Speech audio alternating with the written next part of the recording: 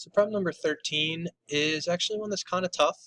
They tell us if x is greater than 3, which of the following is equivalent to this fraction? Now, the first thing that strikes me about this fraction is that it's a compound fraction, meaning I have fractions within fractions. None of my answers look that way, right? All these two answers are fractions. These ones are just polynomials. So what I think I'm going to have to do here is I'm going to have to try to find a way to get there to no longer be fractions within fractions. And so what I realized here was that if I'm adding two fractions together, I can re-express that sum as a single fraction as long as I start by finding a common denominator. So I went ahead and I found my common denominator for the sum that was in the denominator of this expression. So I was going to have to multiply this denominator by the opposite denominator to produce a common one. And then similarly, I was going to have to multiply the second denominator by the first denominator to produce a denominator of x plus 3 times x plus 2. So I can only multiply by forms of the number 1, though, without changing the value of the expression I start with. So if I multiply this denominator by x plus 3 to build this common denominator that you see down here, I'm going to have to multiply that numerator by the same thing. Similarly, I'm going to have to multiply by this form of the number 1 for that second fraction. So this product of this form of 1 and that fraction gives me this, right? Top times top gives me x plus 3, bottom times bottom gives me the common denominator. Similarly, if I do top times top here, I get x plus 2, and then x plus 3 times x plus 2 gives me that common denominator.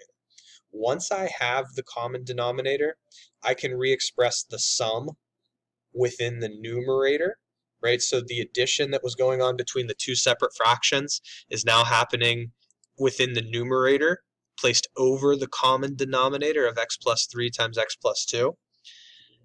If I want to try to simplify this a little bit further, what I can do is I can, my grouping symbols and this line right here are basically just showing where this numerator and this numerator ended up. But if I distribute the positive ones into those sets of parentheses, what I end up with is I end up with 2x plus 5. You'll notice I don't have a compound fraction on this bottom line here, because rather than taking 1 and dividing by that fraction, I realize dividing by a fraction is the same thing as multiplying by a reciprocal. So if I take the number 1 and I multiply by the reciprocal of this fraction, I'm going to have an equivalent expression. So the denominator of what I was dividing by ended up within the numerator, and then the 2x plus 5 that we just spoke about ends up in the denominator.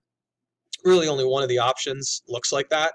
So because of the fact that it's multiple choice, we can kind of assume that we're done here as long as we didn't make any silly mistakes. If you would FOIL out this numerator, expand this numerator, you'd end up seeing that our numerator does simplify to x squared plus 5x plus 6. One thing that I guess we didn't really mention here was what the significance of this is. X is greater than 3. So anytime you have fractions involving x's and denominators, you have the potential to have something become undefined.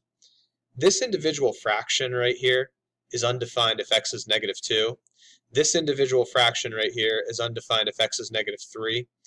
As long as x is going to be well above negative 2 and negative 3, we don't ever have to worry about anything being undefined. So this statement was basically just there so that we wouldn't have to encounter any division by 0.